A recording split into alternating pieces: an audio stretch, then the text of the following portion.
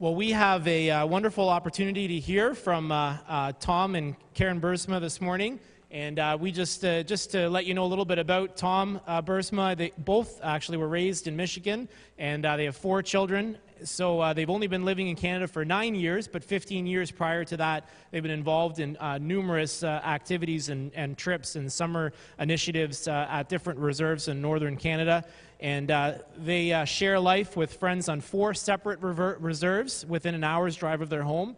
And they live in the French River area between Parrystown and Sudbury. And so this morning they're going to come and share with us. The mission organization that they are with is called My People International. And they have a connection here with Compass Point. They have been the mission coordinator for the day camp trips that were sponsored here by Compass Point to the Waugashig First Nations Reserve. And you've likely heard about our Waugashig trips. We've been doing those for, I don't know, about 7 or 8 years. And it's just been a real pleasure to be involved with that. And so we just want to welcome Tom and his wife, Karen Bursma, this morning. So good to meet you.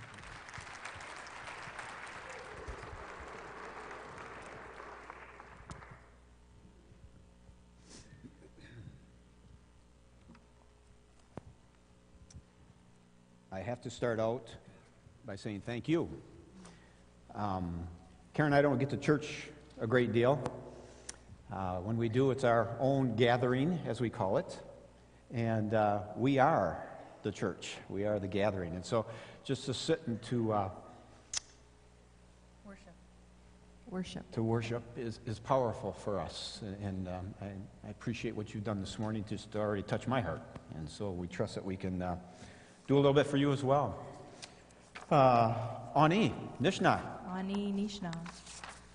Nishin. Hello, how are you in Ojibwe? Loosely translated, it means, hey, how you doing? Hey, how you doing? We're obviously not Ojibwe, but we've made so many Ojibwe friends, and we love them and love their language, so we've been trying to learn as much as we can because we live on their land. Yes, we do. We kind of debated what to do this morning and how to approach this. We'd love to give you a little bit of a flavor of Native culture and Native community and what we do in a gathering, but we're a little bit limited.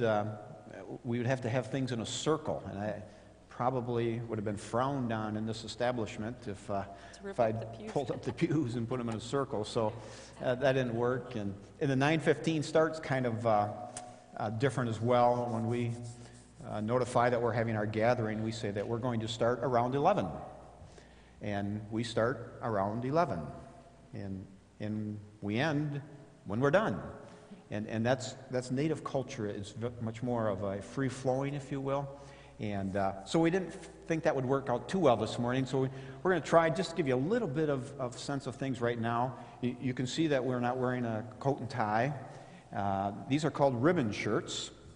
And it's a formal dress or shirt that's worn for special occasions, such as a gathering, worn at powwows, different ceremonies, things like that. My shirt was made by Karen, and she and with a lot of help. A lot of help from the chief's wife. Hers, on the other hand, is custom made, and that's a picture of women drumming. And Karen is part of a drum group, women's drumming group, with the chief's wife and a couple other women, and that's why she's brought this up here. She did not want to try and drum and sing or anything, but just, again, wanted to give you a sense of that. I'm a backup singer. Go ahead and talk about how you made it. Tom and I operate on the premise that if we're invited, we will be there. So on the reserve and the 4 that are near our home, there are always workshops, and so I was invited to a drum making workshop a few years ago. And this isn't the first drum that I've made, but this is the one that I'm currently carrying. And we try and just be part of life, and so whatever's available, whether it's regalia, which is part of the ribbon shirts or the jingle dresses or the fancy shawl dancers, whatever is going on the reserve, we try and be a part of and just, share life, as we like to say. Anything else you want to say? Oh, I think that's it. Okay, beautiful. Miigwech. Miigwech. Yes, when I just enjoyed the time of worship so much this morning, and I was thinking again about coming up, and I thought, maybe I'll just offer a short prayer, and I remembered when we are privileged to hear the language Ojibwe spoken in a prayer. Prayers are always concluded with Miigwech, Miigwech, Miigwech. Miigwech is thank you in Ojibwe, and it's always repeated 3 times. And as I was thinking this through, I think, 3 times, that's the way in Scripture things are emphasized. And I was thinking, holy, holy, holy, Lord God Almighty, who was and is to come, Miigwech, Miigwech, Miigwech, and then we sang it this morning, so thank you. The circle is significant in Native culture. I talked about putting the pews in a circle, and I was only partially joking. But the circle is significant. It's a different culture. The dominant culture is certainly the European culture that I am from. My last name is Buursma. So a few of you recognized, that I've talked to already, recognize that as Dutch. And we are from the Dutch Mecca in Grand Rapids, Michigan. So, but we think linear, sequential, that sort of thing. And in Native culture, it's not like that. It's circular, and there are quadrants, if you will, segments of that circle, and there's a lot of 4s in Native culture. There are 4 directions, east and west, north and south. There are 4 colors that are associated with each direction. There are 4 sacred elements associated with each direction. Anytime that we will go to workshops and there are teachings, a lot of time it would be 4 points. And so 4 is a significant number, and it's just part of the whole circle idea. Another way to think of it is that my European culture, we're more compartmentalized in how we think. Right now we're in the Sunday morning go to church compartment. And that's distinct from the Wednesday night compartment, or the youth group, or my work, or my golf league, or whatever. We have compartments. And for the most part, they don't intersect, or at least they're distinct. Whereas in Native culture, it's circular, and it just rolls together. And what I am spiritually impacts what I am as far as a neighbor and my work and everything like that. And it kind of leads to a more free-flowing society, more free-flowing culture. I may go off and do something, and it seems kind of random, but within that concept of a circle and things all being integrated, it makes a lot more sense that way. So I would love to take all kinds of time and just talk about the Native culture, because it's so beautiful, and Karen and I are so in love with it and with the people, and blessed to be there. But what I'm going to do is just try and maybe you'll get a sense of it by the way that I approach this. It's not necessarily going to be linear this morning. The first few times, years ago, when we were listening to someone speak, a Native man, it was kind of like, where's he going?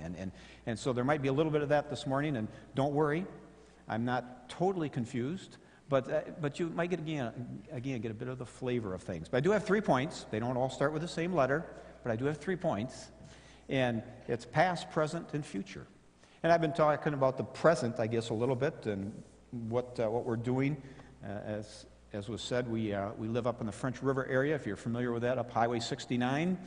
If you know where the French River Trading Post is, we're due east about 5 or 6 clicks, so consider yourselves invited. And stop in next time you're in the area, give us a call or whatever. But we've been there for now in our 10th year.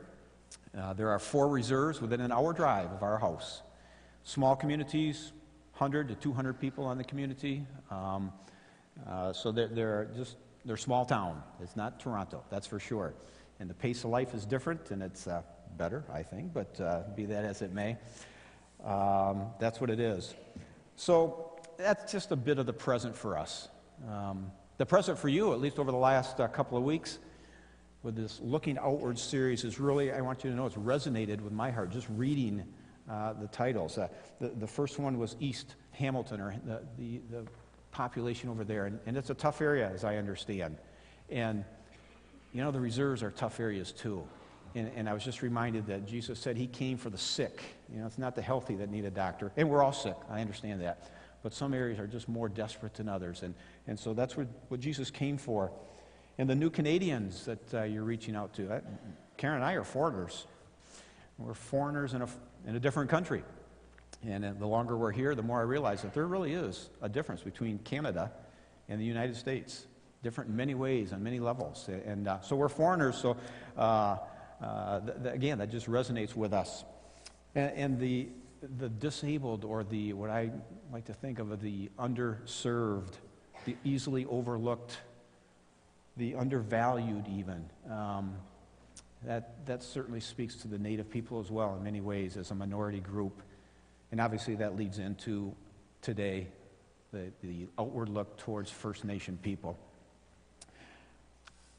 I want to spend just a couple minutes, and it's going to be a disservice, but I just don't have 5 hours to talk, I guess, and you don't have 5 hours to sit. But I want to talk about the past, and I want to talk about a simple, small sliver of the Native people's past. In terms of the big picture, anyway, it's small, but it's certainly so significant. Are you familiar? I'm not used to having this being unleashed, so I'm not sure whether I should start moving or what here. Are you familiar with the term residential school? You recognize that? A number of you. If I was in the U.S. and I said boarding school, which is the term used there, I would get blank stares. Very few have heard of it. Karen and I had not. It wasn't in the history books when I went to school.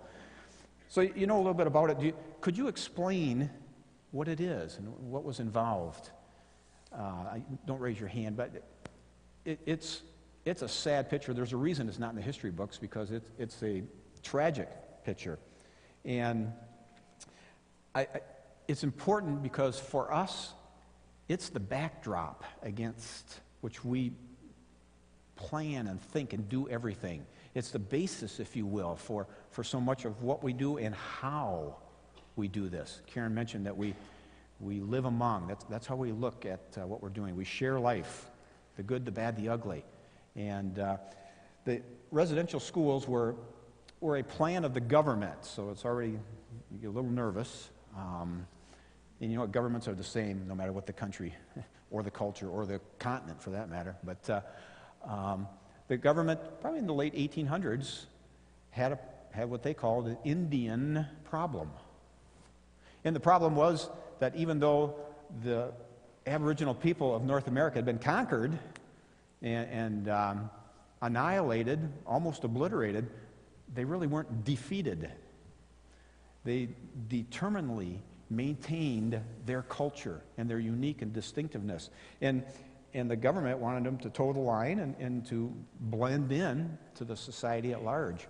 And they weren't getting anywhere with the adults, so they said, we're going to take the children, and that's how we will indoctrinate them. And so they literally did take the children. They would go to the communities, and under the guise of a home wasn't fit for raising children or the parents weren't qualified or whatever, they would literally kidnap the children, 4 or 5 years old, some 3 and 4 we've heard instances.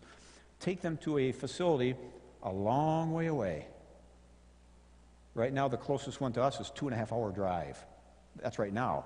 100 years ago, it might have been 2.5 days away. They take the children there, and the intent is to just erase, to remove every vestige of their culture and of their heritage, and to brainwash, so to speak, into the dominant culture. And the way that it was done is what's the most tragic. They would bring these kids in, and they're 5 years old, and they bring them to this boarding school, to the residential school, this facility. The first thing they do is cut their hair, give the boys a brush cut, and the girls would have the little schoolgirl bowl cut, whatever you'd call it. And they'd take their clothes, their ribbon shirt or whatever they would wear, they'd burn it, and they'd give them the dress and the shirt that buttons down and the pants and shoes that tie.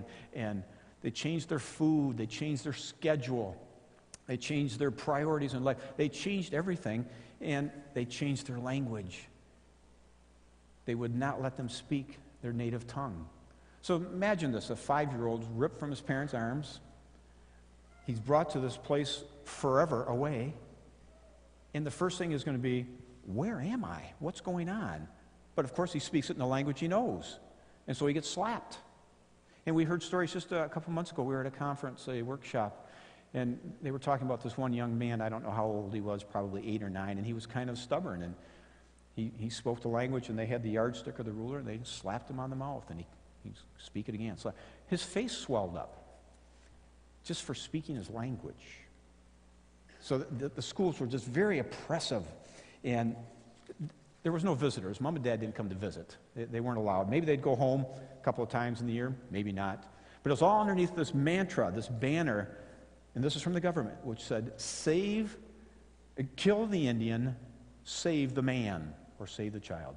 Kill the Indian, save the man. In other words, the Aboriginal people were kind of viewed as being almost like a subspecies. There was no value given to them. So the children are thrown into this. It's a daily struggle just to survive. The punishment was constant. There's always this fear that they had. And the abuse was rampant, and it was of every level.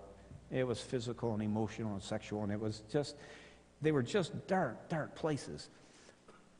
I have to stop and say they weren't not all that way. And there certainly were people there that wanted to do good things for the kids, but it was still a difficult time by and large across the board. As information has come out, it's been estimated that maybe up to half of these children died. Thousands of children. And there was no service. There was no notification to the parents. The one woman on reserve, Pickerel, where we are, she talked one time about she had a friend in the school, and she was there one day, and the next day she was gone. And that's all Charlotte said. She was gone. She died. Didn't know where she went. Never heard another word. Just gone.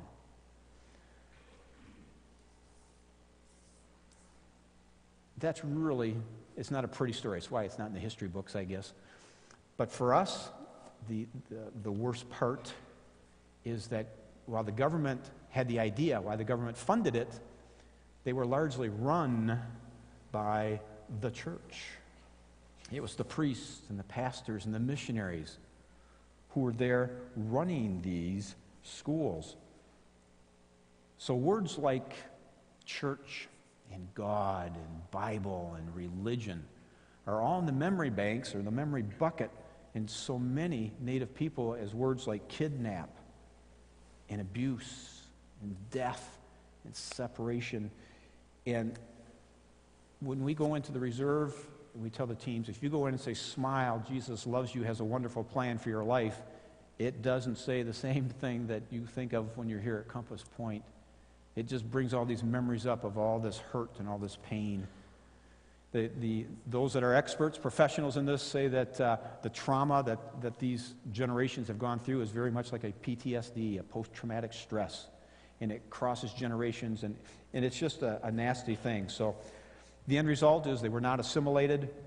They did lose a lot of their identity, the kids did, or at least was distorted.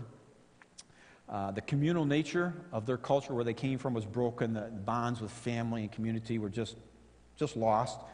The children did not experience love. They certainly didn't learn anything positive. They learned how to be alone, to be disconnected, to be abused, but they did not learn love. So we go to the reserves and we consciously, deliberately try to stay away from appearing like the missionaries or the priests. And I don't discount that they had good intentions, but we're not missionaries on reserve. Karen, we don't use that word. We try to get rid of the Christianese, as I call it. We're not trying to plant a church. We have a gathering. We don't say church service. We say gathering. When we talk about the Bible, we talk about the Creator's written teachings. Creator is the word, the name that the First Nation people have always used for God. And so we use these words that hopefully connect and build a bridge and don't stir up these memories and these things that are just so painful for them. We want to come alongside, and we're all just traveling this path of life together. The First Nation people have been reached in one sense with the gospel before, and it just wasn't a pretty picture in so many cases. One of my favorite verses that's come up in the last few years as we've been going through this learning process ourselves is in Colossians, and you don't have to turn to it or anything. But Colossians chapter 3, verse 12, Paul's talking to the Colossians. But God's also talking to us, and he says this, as God's chosen people, holy and dearly loved. Now just think about that for a minute. And I'm not trying to get into theology here or anything with chosen, but think of the creator of the universe knows your name. We sang that as well this morning. He knows my name. And he says that I'm loved. dearly loved. Therefore, put on, clothe yourselves with compassion and kindness, humility, gentleness, patience. And over all these virtues, put on love that binds them all together. That's how we try to live our life. Compassion and kindness, showing the love of Jesus. I am going to talk a little bit from Acts this morning, Acts chapter 10, actually, and I'm now jumping into the future, looking forward, looking outward, if you will. And there's a story here that you're probably familiar. There's no slides, and I'm sorry. The slides were a casualty of the 3 feet of snow on the roof of our house when we got home this week. So once I finally got it shoveled off, I couldn't walk for a day and a half, my back being sore. So there's no slides. So I'll read what verses I want to talk about. But Acts chapter 10, starting in verse 1. It's a story you're familiar with. And I'm not going to read the whole story, but the first couple of verses says that in Caesarea, there lived a Roman officer named Cornelius, who was a captain of the Italian regiment. He was a devout man who feared the God of Israel, as did his entire household. He gave generously to charity. He was a man who regularly prayed to God. And the story goes on. I think you know it. He has a vision, and in the vision this angel says, go find Peter, and he's going to explain some things to you. And so he's a captain. He gets a couple of his lackeys and says, go find Peter. And while this is going on, Peter is having his dream. It's actually called trance in the Bible. This dream where the white sheet comes down, and it's loaded up with all animals and all reptiles and all birds. And this voice says, Peter, get up and kill and eat. And he says, whoa, whoa, whoa, not me. I'm a good Jewish man. I've never eaten anything that's unclean. And the voice says, don't call anything unclean that I have made. And so Peter's thinking this through. What in the world's going on? And all of a sudden there's a knock on the door. Peter, there's some guys down here. You need to go with them. They're Roman soldiers. You can just imagine what Peter's going through. What in the world is happening? What does this dream mean? I can eat pork now? I mean, this is new. This is radical. Peter's literally going to go with these Roman soldiers where no man has ever gone before, or at least no Jewish man, and that is to a Gentile house. What do I do when I get to this different culture? They wear different shirts, and they talk different. They look different. What do I say? He doesn't know. It is all new. It's all different. He's out of his comfort zone. So he has two options. And the options are, kind of spelled out in chapter 15. I'm going to come back to chapter 10. But in chapter 15, the two options are spelled out of what Peter could have done. Chapter 15 is at the conclusion of Paul and Barnabas' first missionary trip. They've returned. They're in Antioch. They're talking about it. And chapter starts out that while Paul and Barnabas were at Antioch of Syria, some men from Judea arrived, began to teach the Christians. They were now being called Christians. That's another one of those Christianese words that we stay away from. I like to say I'm a follower of Jesus. It just seems to connect a little better in the native communities. They began to teach those Christians, unless you keep the ancient Jewish custom of circumcision taught by Moses, you cannot be saved. That's what they were saying. Who are these men? In verse 7, this discussion moved on to Jerusalem, up the food chain, because they couldn't resolve it in Antioch. In verse 7, it talks about the men who had been Pharisees before their conversion stood up and said essentially the same thing. Now, we know the Pharisees, Jesus' favorite punching bag, the religious leaders. But I think within this context here, it's more of the Pharisees and these men from Judea. They were people that had grown up in the church. And so I'm thinking, I don't want to keep saying Pharisees and other men. So I'm going to give them a name, just one name. It would be the Toms, who grew up in church, the Karens, and a lot of other names. We grew up in the church, and we know our history in that regard. In the customs of my church, I'll guarantee you, are a little bit different than the customs of Compass Point and Karen. We did things differently, in other words. But it's the Toms who said, unless you keep, and there's three words I want to focus on. Keep the ancient Jewish custom, you cannot be saved. Keep custom, saved. Now, the theology there is very bad. It's wrong. Don't get me wrong here. There aren't enough customs or rules that I can keep and maintain that are going to bring about my salvation. Salvation is through Jesus only, his blood. But what is this saying then? And I think it's, in some respects, it's a warning. Keep customs. There's nothing wrong with customs. Generally. They can get extreme, I suppose, but customs are not bad things. We have our customs. They create a safe zone for us, rituals and traditions. We get comfortable, and we're able to get in a safe zone, or we're ready to hear what God is wanting to say to us. We feel secure. We can relax. The pace of life is outside of us, and they're a safe zone. So customs aren't bad, but they're not an end in themselves either. And what essentially was being said in this thing was, gosh, I'm going so fast, I'll run my notes here. What was being said with these customs by these men, by the Toms, was, go ahead and keep our rules, and if you do it good enough, we'll let you join our club. In essence, is what they were saying. No, the wheels just fell off. We don't decide who's saved and that sort of thing. And yet they were kind of self-serving. So keep customs is not wrong, not bad. What about the saved part? Could you define saved? Could you give me a 10-word, one-sentence definition of the word saved? I don't know if you could. I've been thinking about it for a week plus. And I keep coming back to these things that Tom grew up with in the church. Asking Jesus into my heart. And you learn that from the youngest age. Obviously, that's symbolic. It's a muscle. It's bloody. This doesn't fit. How about being born again?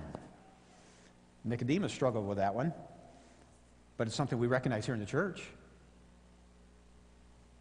The last one, maybe that I thought of that maybe makes most direct sense, and it was, I know I'm saved because when I die, I'll go to heaven.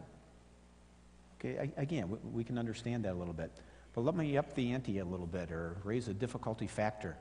What if you had to go over to East Hamilton or to Wagoshig and explain saved to someone who's not grown up in the church, who maybe has rarely, if ever, gone to church?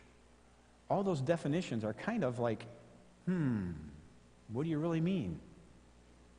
This is a poor example, but I think saved has become almost generic, a little bit like Coke. If I were to say to you, I'm going to go get a Coke, what I'm saying is, I'm thirsty, I want something cold to drink, and I'm going to go get a soda pop. Now, I might come back with a Coca-Cola, I might come back with a Pepsi, or a Mountain Dew, or whatever, but the word Coke has become generic in a lot of respects. It has a specific meaning and a general meaning. And saved is much like that. It says a lot of different things. It kind of explains a concept, but yet it's personal. And so how would you explain saved? Go back to the original word. The Hebrew word in the Old Testament, the Greek word in the New Testament that's been translated saved are essentially the same thing. The same word and the same meaning. And one of the meanings that are given is being saved from something or rescued. That put a different spin on it, give it a keener edge. I've been rescued from something. In Proverbs chapter 24, verse 11, the verse says, rescue those who are being led away to death. Hold back those staggering towards slaughter. Now, again, it's taking on, to me, a little bit different context. Rescue. There's a verse from an old hymn, and I cannot remember the name of it, but it says, He to rescue me from danger interposed His precious blood. He knows my name. He chose me, interposed His precious blood. I've been rescued. That's saying more to me than saved. But in addition to that, the word saved has the idea of being healed. We also sang about that this morning. There's healing. In Native culture, healing is a powerful word used all the time. Talks about individual being healed and the four components of the individual, the physical, the mental, spiritual, and the emotional being healed. There's healing of relationships. There's healing of communities. If you're familiar with the Idle No More movement or protest, at the core of that, there's the issue of healing our land. It's their natural resources, and particularly the water that's being polluted. And so healing is a powerful word in the Native communities, and it's embodied in the word saved. And along with that, in saved, is the idea of being made whole. Does that sound good? To be made whole. To be restored to what was originally intended. So if I keep the customs, can I be rescued? Or can I be healed? Or can I be made whole? Obviously not. That's God's job. That's the Creator's job to do that. He made me. He knows me. He's the one that can take care of that. So this three-word thing of keep, custom, save kind of falls apart on a few levels. But option 2 is in verse 7.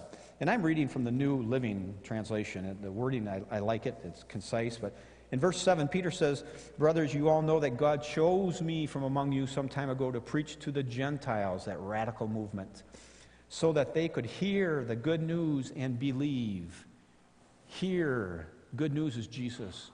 Hear Jesus, believe. Compare that with save, custom. Hear Jesus, believe, in contrast to saved, coming from keeping the customs. There's a difference there. And I'm not going to try and unpack this other than to say, I like the idea of hear.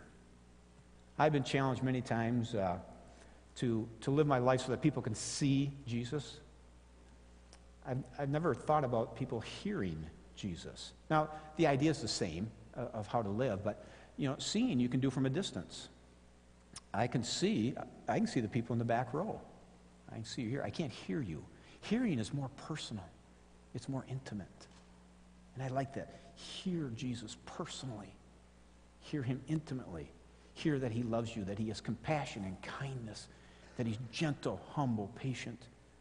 Hear Jesus and believe. St. Francis of Assisi has a quote that I like. From a few hundred years ago, I think, when he lived, and he said, "Preach constantly.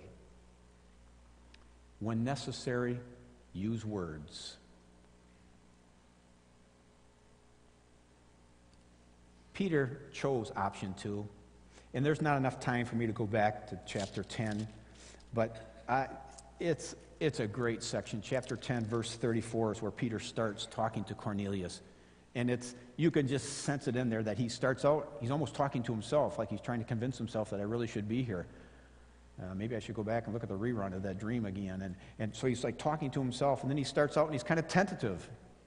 And Peter's never tentative, but he is. He says, "You no doubt have heard, I'm sure you've heard." He's kind of starting out slow, but then he builds up, he hits his stride, and he concludes it with verse 43 where he says, "He, Jesus, is the one all the prophets testified about, saying that everyone who believes in him will have their sins forgiven through his name."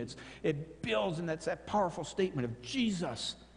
And then verse 44 says, even as Peter was saying these things, the Holy Spirit fell upon all who had heard the message. They believed, and God honored himself, and the Holy Spirit came out.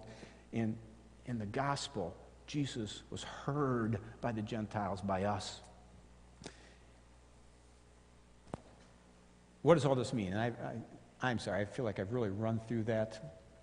But what does this mean for Karen and I personally, and in a broader application for you? Cornelius was a devout man.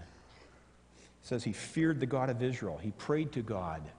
Feared is the same word used in Proverbs, where fear of the Lord is the beginning of knowledge. It's a reverence, a reverential trust, from my old Schofield notes I remember reading.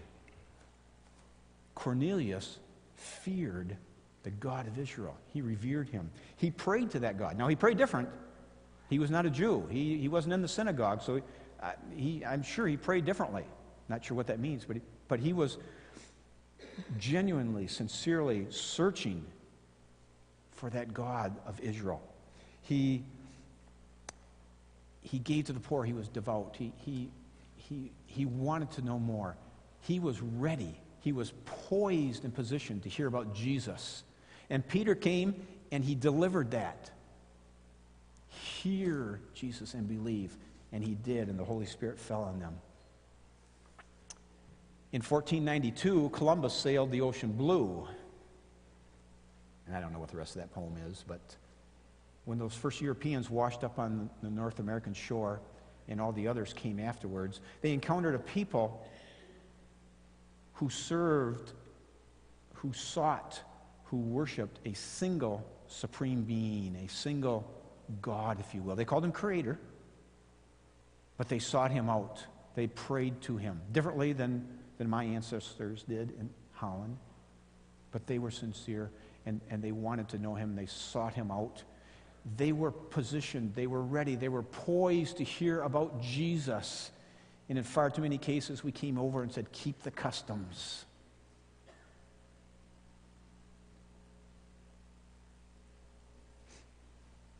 Karen and I desire to go into the Native communities so that they will hear Jesus. No more, no less. Oswald Chambers says that salvation is easy because that's God's job. My job is to represent him, that people can see and hear Jesus in what I do. And I think that's in large part the focus, the emphasis of looking outward for Compass Point. And so, as I said earlier, it's resonated with me. And God bless you as you go about that. And I trust that Jesus will be heard in East Hamilton, at work, at school, in the neighborhood, with the new Canadians, the new foreigners, among those who are underserved and undervalued, that people would hear Jesus personally.